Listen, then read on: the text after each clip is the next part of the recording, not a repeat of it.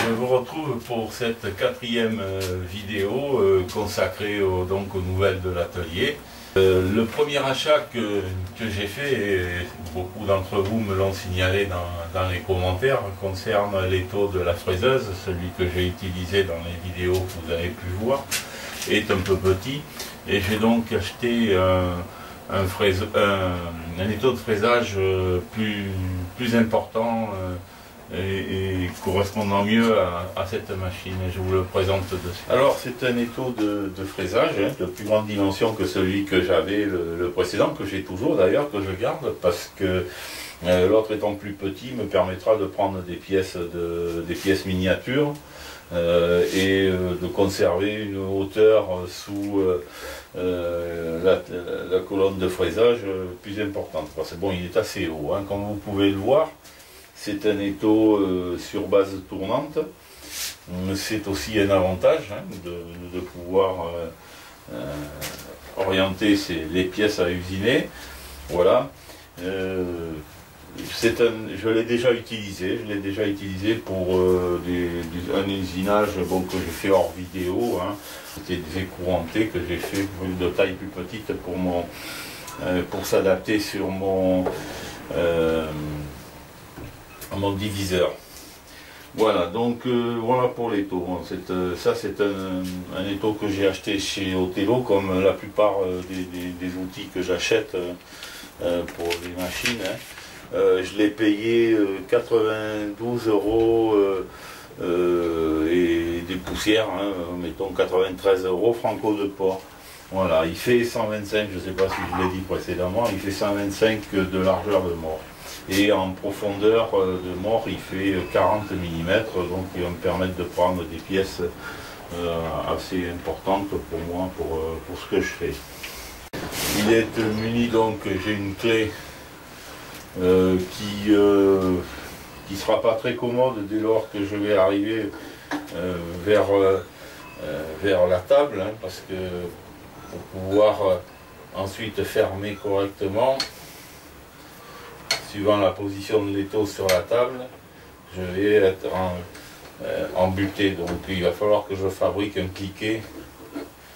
Mais bon, ça c'est ce sera un cliquet ou une manivelle, je sais pas, on verra.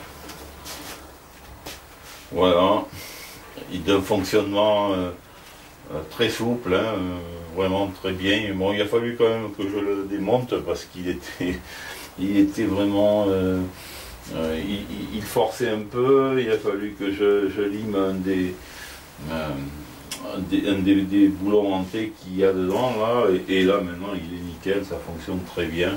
Voilà, bon, il a quand même fallu que j'y travaille un petit peu dessus, du nettoyage, voilà, et maintenant il marche vraiment très bien, il n'y a pas de jeu, il est super.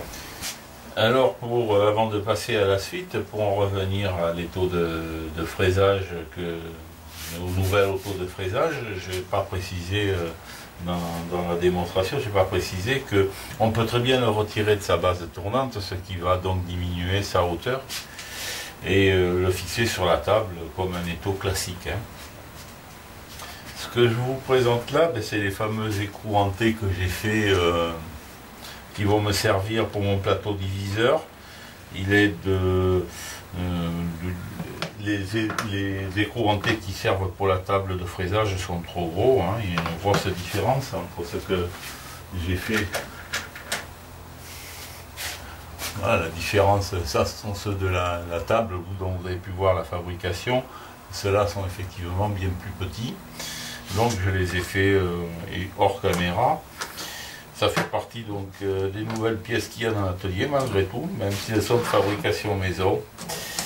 Et également j'ai tourné dans de l'acier ces ronds qui vont me permettre de prendre dans l'étau des blocs à usiner qui ne présentent pas de surface régulière pour être bien prises dans l'étau, et donc on utilise ces blocs, voilà, hein, de cette configuration là, on met la pièce ici entre, et ça permet un serrage beaucoup plus sûr.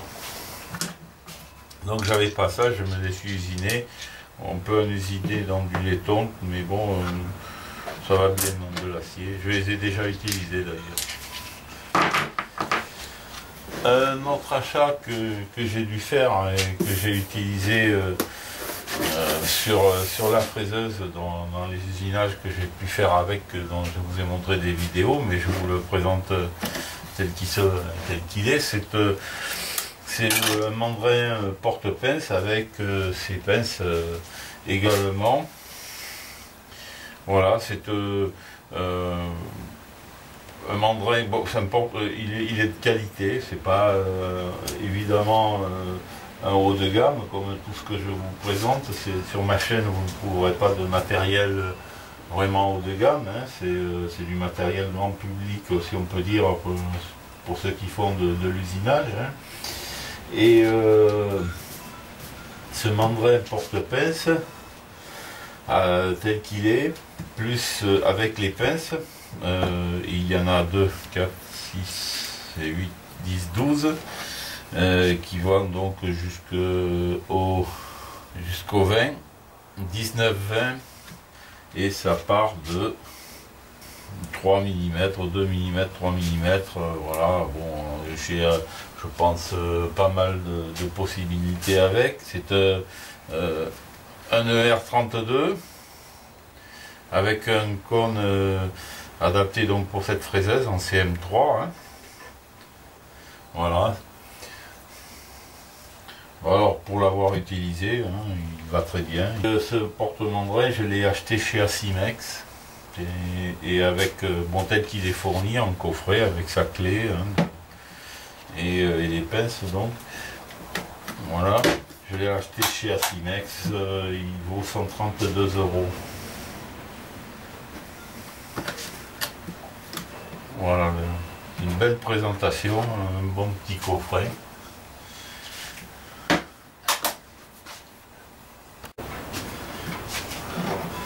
Alors, avec ça, ça suffit pas, il faut également des fraises.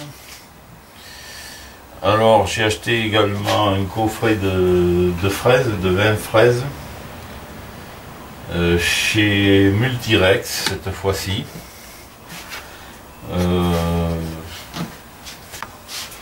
Alors les fraises sont à la fois donc des jeux de 10 fraises en tout, en 2 dents et en 4 dents.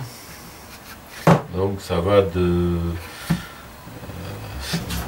3 mm à 20 mm. Voilà.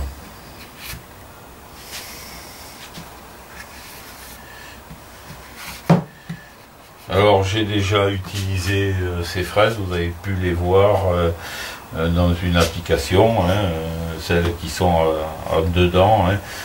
Comme je l'avais déjà précisé dans la vidéo, j'ai pris des fraises dedans parce que tout simplement je vais peut-être pouvoir les affûter un peu, hein, et, que ce sera impossible sur les autres, hein. Alors le prix de ce coffret de fraises est de 120 €, 119,95 exactement. Et j'ai eu un rabais, hein, là-dessus, de 44,42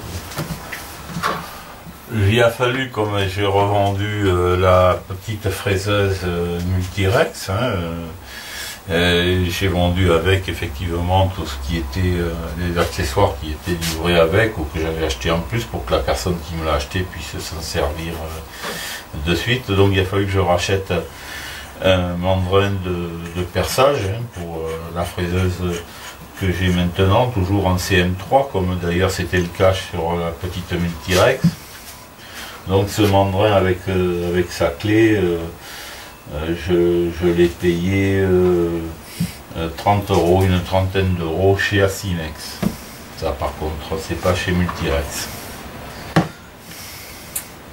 Voilà, il fonctionne correctement. Bon, plus tard, je pense que je ferai l'investissement d'un mandrin Tosserand. Voilà.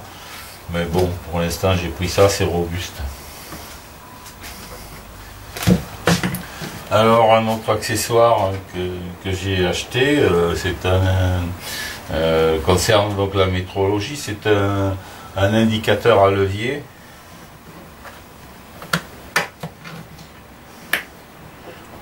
Voilà. J'ai profité d'une promotion également pour ça. Je l'ai acheté chez Othello, je l'ai eu pour 28,32 €, moins de 30 €. Et avec les différentes possibilités de fixation. Voilà, c'est un comparateur d'entrée de gamme, hein, mais bon, qui a l'air de bonne qualité, de toute façon, qui correspond bien à la philosophie de ma chaîne d'usinage. Voilà, donc ce petit comparateur qui me sera utile. Pour l'instant, je ne l'ai pas utilisé, hein, mais faut profiter, alors surtout avec Othello, hein, les frais de port sont assez importants et souvent vous avez des promotions port gratuits, alors là j'en profite. Ce qui fait que j'anticipe un peu les achats comme ça. Alors du coup, dans la même commande, hein, j'ai acheté une base magnétique seule que j'utiliserai, je ne sais pas trop pourquoi, mais voilà, j'ai profité du port gratuit. Voilà, vous connaissez le fonctionnement, hein. Après je vais pouvoir fixer dessus un support, peut-être, bon, j'en aurai l'utilité, c'est certain. Voilà, mais bon, c'est un achat que j'ai anticipé également.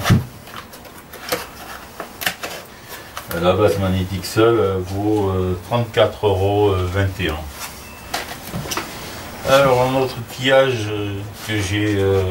dont j'avais besoin, d'autres accessoires que j'avais besoin, surtout pour la fraiseuse, pour pouvoir bloquer les pièces, hein. Un maillet anti-rebond, hein. On sent dedans il y a du plomb, je ne sais pas trop ce que c'est qu'il y a dedans.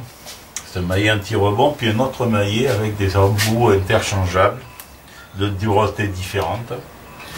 Il y en a 4. C'est ce maillet donc anti-rebond 680 grammes. Je l'ai eu pour 5,70 € et 8,75 € celui-ci avec ses 4 embouts de dureté différentes.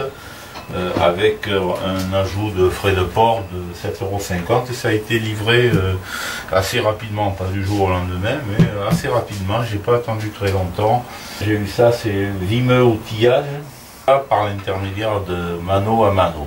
Voilà, c'est un site que je ne connaissais pas et je les ai testés par ce petit achat, et ma foi j'en ai été satisfait, ça a bien fonctionné, donc il est possible que je rachète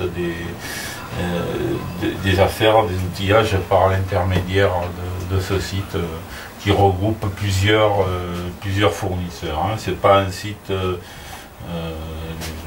qui a du stock, c'est qu'en fait il fait un intermédiaire entre les clients et ceux qui vendent, d'après ce que je crois comprendre. Voici une autre clé que j'ai achetée.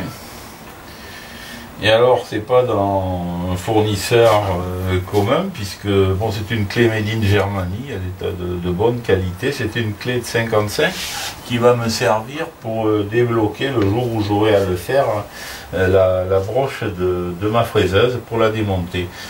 C'est un gros écrou qu'il y a dessus et j'avais pas de clé correspondante et je me suis dit, c'est pas au moment où tu auras besoin de la démonter qu'il faut penser à en acheter une. Alors ça vaut assez cher quand on les achète chez Othello ou ailleurs, hein. On arrive à 30-40 € là. Et celle-là qui est de qualité, hein, c'est du matériel West Germany, donc ça date du temps vraiment des années 89, hein, c'est assez ancien je pense, elle est précise. Et cette clé je l'ai achetée tout simplement dans un vide-grenier, que l'on a là du côté de Toulon, qui tous les dimanches regroupe beaucoup de marchands professionnels. C'est pas vide-grenier uniquement d'amateurs. Et il y a un stand où ils vendent plein de clés, des clés vraiment de l'occasion, hein. C'est pas du neuf. Ils vendent pas mal d'outillages, des outillages pas faciles à trouver des fois. Et bon, j'ai marchandé un petit peu et j'ai eu cette clé là pour 15 €. Voilà, ils en voulaient, je crois qu'ils en voulaient 30 €, je l'ai eu à moitié. Voilà, bon, il faut, comme toujours dans ces cas-là, ça fait partie de la règle du jeu, il faut marchander. Voilà, donc en fait une clé qui me sera utile. Je m'en suis pas servi, mais là c'est pareil, ça fait partie des achats qu'il faut anticiper. Alors un autre petit accessoire que vous avez pu voir sur ma fraiseuse, qui est sur une base magnétique, et c'est une lampe dial. Alors ça éclaire pas mal, hein, c'est vraiment, et avec deux possibilités dans ce sens, et c'est toujours très utile d'avoir ce genre de petite lampe sur la machine, parce que je m'en sers même pour ma vidéo, et l'avantage c'est qu'il utilise des piles LR3, ce ne sont pas des piles boutons qui coûtent, pardonnez-moi l'expression, mais qui coûtent la peau des fesses, et là c'est des piles vraiment pas très chères, donc on peut utiliser la lumière sans problème, c'est des LED, hein. Ça va pas consommer énormément, mais ça consomme, et quand il faut changer les piles, s'il faut acheter plus cher que la lampe, ça vaut pas la peine. Cette lampe, je l'ai achetée donc chez Castorama à 6,50 €. Voilà, elle fonctionne très bien pour l'instant, je m'en sers pas mal, hein, c'est vraiment utile. Pour ce qui est de la lubrification, et depuis que j'ai la fraiseuse, j'ai décidé de passer à une autre huile que l'huile personnelle que je fabriquais avec un mélange d'huile de cuisine et tout ce qu'on voudra, et de pétrole qui encrasse pas mal la machine, même si ça fonctionne quand même bien. Là j'ai acheté un bidon d'huile soluble, des Gripoil, la marque, un produit français, c'est à souligner, hein, mais c'est rare. Et c'est une huile de coupe donc soluble dans l'eau à raison de 3-4%. Donc si le bidon coûte assez cher à l'achat, dans les 65 €, un petit peu moins, chez Sidermeka. Et l'avantage c'est que c'est une très bonne qualité d'huile. Et voilà, donc je crois qu'il faut en arriver là, quoi, hein, parce que lorsqu'on fait de et je trouve que ça vraiment ça lubrifie bien, c'est vraiment, et ça n'encrasse pas la machine. Ça c'est très bien. Voilà. On peut l'utiliser, je pense, aussi pur, hein, mais bon, vu le prix, il faut quand même peut-être la diluer. On peut l'utiliser dans les systèmes à pompe également. Voilà, hein, c'est inconsommable, mais bon, je pense qu'on peut faire pas mal de temps avec ça. Alors, comme un autre point que je voudrais montrer, c'est un achat que j'ai fait, mais bon, c'est pas en soi, c'est pas très instructif.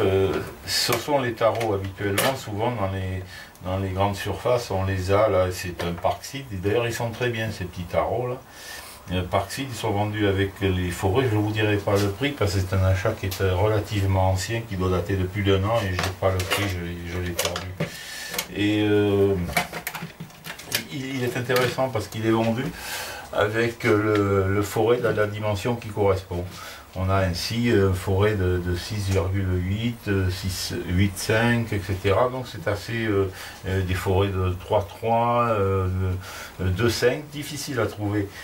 Voilà, donc par contre, bon, ce sont des tarots qui font tout en un seul tarot, quoi, hein. On a donc l'ébaucheur intermédiaire, le finisseur en un seul tarot. C'est un inconvénient, c'est pas fait pour de l'usinage de grande précision. Et voilà, mais c'est quand même, et c'est même vendu, et vraiment je ne l'ai pas eu pour très cher, hein. C'est vraiment très abordable, hein. Et je les ai utilisés, ça fait du bon travail malgré tout. Alors c'est dommage, j'ai perdu le prix, mais c'est vraiment pas cher, on n'est pas là au-delà de 20 € et on est en deçà même, je ne m'en rappelle plus, mais je n'ai pas payé ça cher. Par contre, ce qui est intéressant de savoir, c'est que bon, dans l'usinage, pour faire des filotages, il est préférable d'avoir des jeux de tarots, ébaucheurs, intermédiaires, finisseurs. Hein, 3 tarots pour avoir le même. Et là, déjà, bon, évidemment, ça coûte un petit peu plus cher si on doit les acheter chez les marchands spécialisé, parce que c'est difficile à trouver. Et j'ai pu trouver ça en grande surface malgré tout, et pour donc un prix correct pour ces deux filotages, hein, un de M8, l'autre M10. Et ce sont des... J'ai trouvé ça chez Bricoman. Bricoman, je ne savais pas que je cherchais à Bricomarché, tout ça, je n'en trouvais pas. Par 3 comme ça, vendu donc. Et ça, j'ai trouvé ça chez Bricoman, c'est assez intéressant à savoir. Alors, ils ont évidemment pas toute la gamme de filetage, ils ont certainement les plus courants, mais ça vaut la peine d'aller jeter un œil, parce que si j'avais dû aller commander ça sur internet, frais de port, si j'avais été allé chez Othello, etc., ça aurait coûté assez cher. Et là, je les ai eu pour pas très cher, puisqu'on est pour le M10, je suis en dessous de 15 euros, 14,90 €. J'ai pas eu de frais de port puisque je suis allé, ils sont à côté de chez moi pratiquement. Et M8, je l'ai eu pour 11,90 €, moins de 12 €. Voilà, donc ça vaut la peine d'aller faire un tour malgré tout. Pour ça, on se demande des fois, bon, on se dit oh non, je vais pas trouver ça chez Bricoman. Mais si, on trouve, voilà, donc c'était intéressant à savoir, à vous le signaler, avant de se rabattre sur les sites internet, surtout quand on est pressé. Voilà cette vidéo concernant les petites emplettes et les nouvelles de l'atelier, vidéo numéro 4 est maintenant terminée. Je ne sais pas si ça s'entend, mais dehors il y a le vent qui souffle beaucoup, il y a du Mistral. Voilà, donc je ne sais pas si on entendra sur la vidéo. Et je vous donne rendez-vous donc pour une prochaine vidéo qui va être consacrée à de l'usinage, là vraiment. J'ai plusieurs projets à venir et je vais pouvoir m'y mettre. Bon là ces temps-ci j'ai travaillé à arranger un peu mon atelier, les rayons, parce que les établis, puisque la machine a pris de la place, il a fallu que je modifie, donc ça explique qu'il n'y a pas eu de vidéo pendant plusieurs semaines et puis pour d'autres raisons également. Voilà, donc je vous donne rendez-vous à bientôt pour la suite en usinage.